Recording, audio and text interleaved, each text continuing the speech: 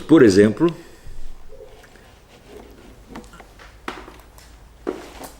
aqui onde foi parar? O Jean Willis publicou hoje ou ontem uma nota dizendo: depois que o Bolsonaro foi eleito eu virei um pária, porque as pessoas invadem a minha área no YouTube e no Facebook para me xingar, né? Eu até agora tenho que andar com guarda-costas, porque eu tenho medo de ser agredido. Né? Eu digo, ora, meu filho, eles fazem isso comigo há mais de 10 anos. E não é youtuber que faz isso, órgãos de mídia. A Carta Capital, para me difamar, publica até documento falso. Né? E inventa intrigas de família. É isso que vocês chamam de combate de ideias? É isso que vocês fazem. É só isso que vocês sabem fazer. Só fofoca, só intriga, só maledicência e só afetação de superioridade. Superioridade inexistente. Você, Cristiano Duncan, perto de mim, você é um menino de ginásio, se chegar a tanto. Né? Você ainda está nos anos 60. Eu estou atualizado com o que se faz de filosofia no mundo. Você não se interessa. É aquele negócio, a hora que você conquistou um nicho universitário, trata de explorar aquilo e fazer bibliografia. Produzir um artigo atrás do outro, para fazer bibliografia. E com isso conquistar postos. Só que é o seguinte, ninguém lê essas porcarias de artigos. O Brasil é recordista de números de trabalhos científicos publicados e de número de trabalhos científicos não lidos. Porque esses trabalhos não se incorporam na bibliografia nacional porque eles não contribuem em nada. Então, se é que eu bem me lembro, o Brasil está em 4º lugar em número de trabalhos científicos publicados e em 54º no índice das citações e do interesse mostrado em outros países. Né? É o que você faz. Você é um carreirista apenas. Né? E você se projetou com o YouTube, meu filho, não foi com seus livros. Seus livros ninguém leu, só a patotinha universitária leu. E o título do negócio é esnobado por intelectuais. Esnobado por quais intelectuais? Esnobado pelo Ives Gandra, esnobado por 2 presidentes da Academia Brasileira de Letras, esnobado pelo Wolfgang Schmidt, esnobado pelo Romano Galef, esnobado pelo Miguel Reale, esnobado pelo Alexandre Costa Leite, esnobado pelo Unilogo, o maior congresso de lógica realizado no mundo. Só 7 brasileiros entraram nisso. E os outros 6 eram todos especialistas na área de lógica matemática. Portanto, a área muito mais técnica. O único que entrou com um trabalho propriamente filosófico fui eu, o único brasileiro convidado a participar disso. Né? Os outros eram da área técnica, professores da Politécnica, etc., matemáticos. Né? E você vai dizer que eu sou youtuber. Aqui, o pessoal do Wegener Institute, todo mundo acha maravilha o que eu estou escrevendo. O David Walsh, né? Na França, o professor Antoine Danchamp, que era o presidente do Instituto Pasteur, né? Que me disse que o meu trabalho sobre os 4 discursos era de uma ajuda extraordinária para a pesquisa dele de filosofia da ciência. Tudo isso é nada. Ora Patapievich, a edição, na minha discussão com o Dugin, foi publicada na Romênia também, tá certo? Muito louvada pelo Ora Patapievich, o maior filósofo romeno vivo, e também por outros filósofos. Isso tudo não significa nada. A conferência que eu fiz na Maison des Sciences de l'Homme, que a presidente do Congresso, Amy Collins, disse que era um negócio absolutamente fascinante, isso não é nada. Né? E os seus trabalhinhos lá na Universidade de Manchester, alguém disse que era fascinante? Né? Que nada, te deram uma notinha e mandaram embora, mandaram passear. E você vê, eu sou formado na Universidade de Manchester, fez um cursinho de merda lá, porra. Né? No Brasil, assim, o cara sai, fica 3 meses fora, faz um cursinho, né? E volta botando banca. Ou seja, ainda é o mundo do bacharelismo, tão bem retratado pelo próprio Machado de Assis, na Teoria do Medalhão, pelo Lima Barreto, em vários livros. Nós ainda estamos no bacharelismo. Né? Ou seja, no Brasil, o que importa é a educação que o sujeito recebeu, não a que ele passa. Meu filho, eu só entrei na universidade como professor. Né? Não precisei entrar como aluno, eu não preciso disso. Eu sei orientar a mim mesmo na área dos estudos. Né? E quando eu não sei, eu sei a quem pedir conselho. Agora, o sujeito se gaba de um diploma. O que é isto? O diploma atesta que alguém tentou te educar. Não atesta o que você sabe. Né? Então, note bem. Tudo que o sujeito diz aqui, ele não contesta uma única ideia minha, como jamais contestou, nem contestará. É só maledicência, é só intriga, é só insinuação, é só coisa de velhinha fofoqueira que é o que vocês são. Né? É coisa de uma baixeza assim, inominável. Ora, a Folha de São Paulo já está totalmente desmoralizada porque um site de gozação publicou, inventou um título, um prêmio, né, chamado Prêmio não sei que Folha. E deu o título a Patrícia Campos Melo, nomeando a guardiã da verdade. Era uma gozação. Praticamente toda a grande mídia acreditou. Todo mundo cumprimentou a Patrícia Campos Melo pela sua premiação. Isto é a mídia brasileira, eles não conferem nada, nada. Eles se enganam uns aos outros o tempo todo e enganam o seu público. Quer dizer, é um negócio de uma inépcia assim, quase indescritível. Né?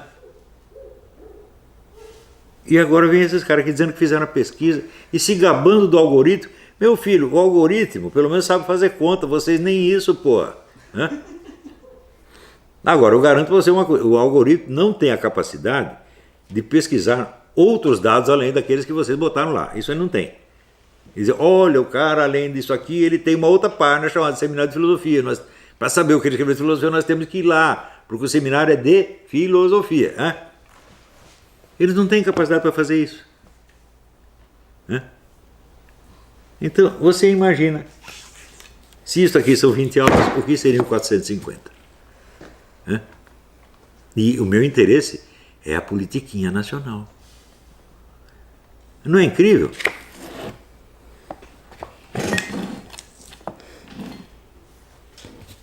Bom, é evidente que quando houve aquele primeiro escândalo sobre o Aristóteles numa perspectiva, o pessoal universitário já ficou apavorado comigo, porque num instante eu havia desmantelado toda a empáfia dessa gente, né? Provando que eles não entendiam coisa nenhuma, que eles nunca tinham lido Aristóteles, não entendiam nada. Né?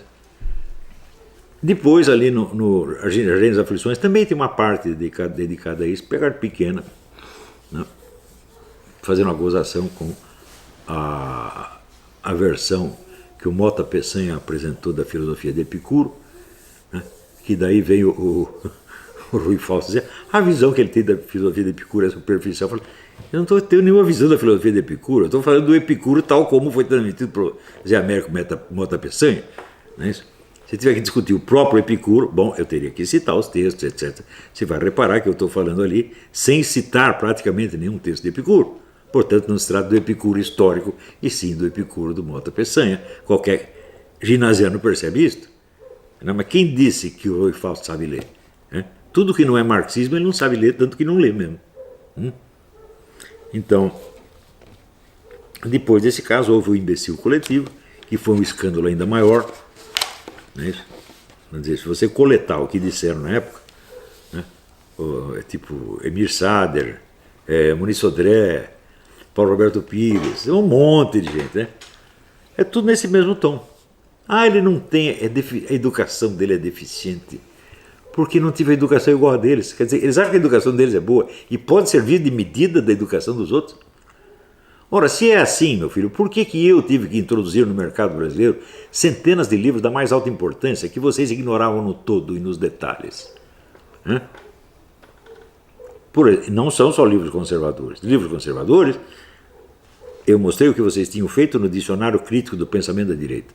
Tem 120 autores, professores universitários, mostrando, portanto, o consenso, a área de conhecimento que isso abrangia. Ora, quem se mete a ser autor de um dicionário de uma matéria está se apresentando em público como um especialista, um conhecedor da matéria.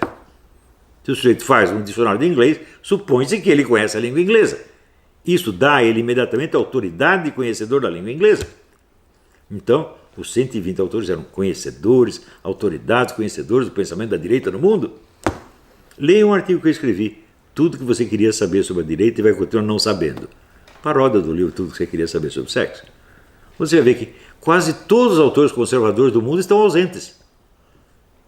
E eles pegaram só peixe pequeno, ou tipo notório demais que não dá para esconder, como Ortega y Gasset, por exemplo, né? Que não era bem um conservador, não era bem um homem da direita. Também a presença do Ortega y Gasset ali já era estranha, porque Ortega y Gasset foi eleito deputado por uma coligação de esquerda encabeçada por Garcia Lorca, que é um ídolo dos comunistas. Como é que o cara pode ser da direita? Mas eles achavam que é da direita. Sei lá por quê.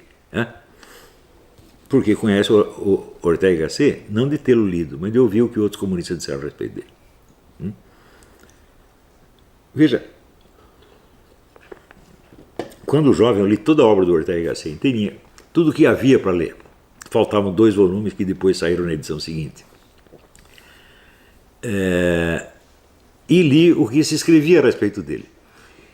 E fiquei muitíssimo espantado sobre como o pessoal comunista mentia a respeito dele. Pessoas de altíssima reputação, como Arnold Hauser, o historiador da arte, por exemplo, ou no Brasil, o Alceu Moroso Lima, era tudo mentira. Eu falei, mas como é possível acontecer isto? O cara diz uma coisa, eles dizem outra completamente diferente e colocam na boca dele. Por que eles fazem isso? Daí que eu comecei de longe assim, a vislumbrar o que é a mente de esquerdista. Mente esquerdista é porca, na essência.